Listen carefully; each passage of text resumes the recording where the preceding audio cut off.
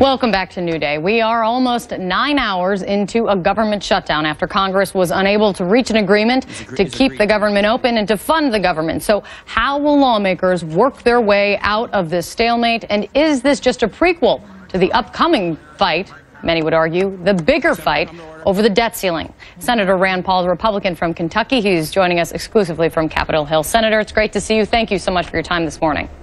Good morning. Good morning. From your perspective, where do things go from here this morning? Well, you know, I've had a couple of suggestions, and one suggestion is that when we disagree, historically we've gone to conference committee. You have Republicans in the House who want to alter or compromise on Obamacare. You have Senate Democrats unwilling to. So if you have a disagreement, you come together with equal number Republicans, equal number Democrats, and you find a compromise.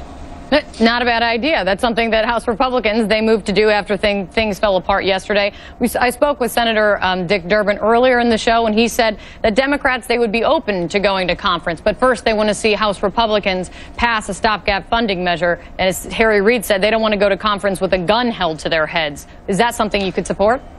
Well, I think what we could do is we could pass a very short term, maybe not 6 weeks, but what about 1 week so we can negotiate over a week? I think a continuing bill to keep the government open while we negotiate is a good idea. I do agree that negotiating with the government closed probably to them appears like strong-arm tactics. So if we keep the government open, but I think it needs to be short-term enough that we are having an active negotiation, that we don't just say, oh, we're going to fund it for 3 months or 2 months and come back. I think if we did it for a week or two, I think we could still continue to negotiate, have a conference committee, and really I think the American people do want us to work this out. That might be the first glimmer of hope I've heard all morning, so I appreciate it. You know, Democrats will also argue that they've been calling for going to, you've been calling for going to conference for quite a while. Democrats say they've also been saying that for a while, to go to conference to hammer out these budget issues. Do you think Speaker Boehner then made a mistake that he didn't make a move to go to conference earlier, because this was their kind of their last straw last night? All right. Well, I think that to go to conference, it takes both sides agreeing to it. I don't think that the House has been against it. I think the interesting thing about this process is that we've offered a lot of different compromises. Our first position really wasn't so much a compromise. We don't want Obamacare. We think it's a bad idea and going to hurt people, so we offered to get rid of it completely.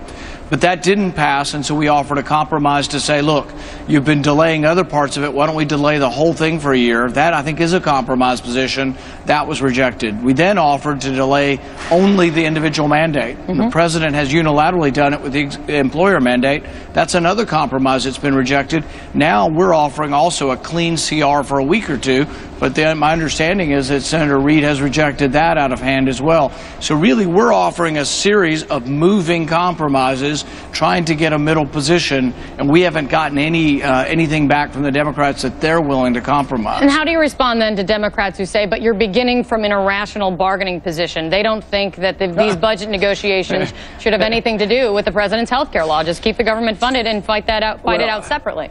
Right.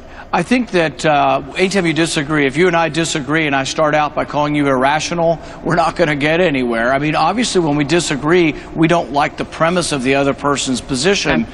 But the thing is that funding is a function of Congress. So a law is passed, but how we fund it and how we modify that law over time, it doesn't mean from here till the end of time Obamacare is everything the president wanted it to be. The president's been modifying his own plan over the last several months. Should Congress not be part of that? Some of us think it's illegal for the president to do it without our authority. So really, I think we should be part of the mix, and he shouldn't get 100% of Obamacare as he wants it without any input from Republicans as well as the rest of the country. So, Senator, kind of how this all really, this end stage kind of kicked off was you stood with Senator Ted Cruz in that marathon protest on the Senate floor. When you look at that, where you stood there and where we are today, do you think that protest helped or hurt negotiations? I ask that because we are hearing more and more some moderate Republicans in the House saying things like the Ted Cruz wing of the party in terms of criticizing how things have been handled. You know, I think it was helpful to talk more about, we haven't had a big debate about Obamacare really since it passed in Congress. And so I think it was helpful to have the debate. I'll give you an example. I'm going on the exchanges. I'm going to have to buy my insurance on the Obamacare exchanges. In my state, there's only going to be 2 insurance companies. Used to be 30. Now there's going to be 2. And one of my choices doesn't cover me out of state. So when I travel up here, and because of all this shutdown, I have a heart attack, I want my insurance to cover me here, but under Obamacare, it's not going to cover me in Washington. So, I mean, there's a lot of problems with this that if we don't work it out, we're just going to cause millions of people to go into these exchanges, and they're not ready. Well, let's hope that never happens. No heart attacks, no matter what happens in the job. I'll say that. Real quick, Senator, Democrats, the president, they say that Republicans will be blamed. They're blaming Republicans for this government shutdown. The polls that we have, and I know that you love to debate methodology, but the polls that we have say that Republicans are going to face more of the blame now that the government is shut down. Does that concern you at all? I think what we ought to do is argue about right and wrong. So, for example, right now we're borrowing $30,000 every second. We have $17 trillion in debt. We're adding nearly $1 trillion in debt every year.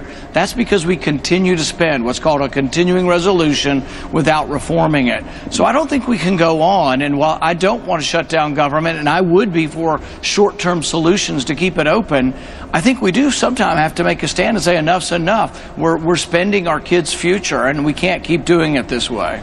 Senator Rand Paul, always great to have your perspective. Thank you so much for joining us this morning. Thank you. Of course.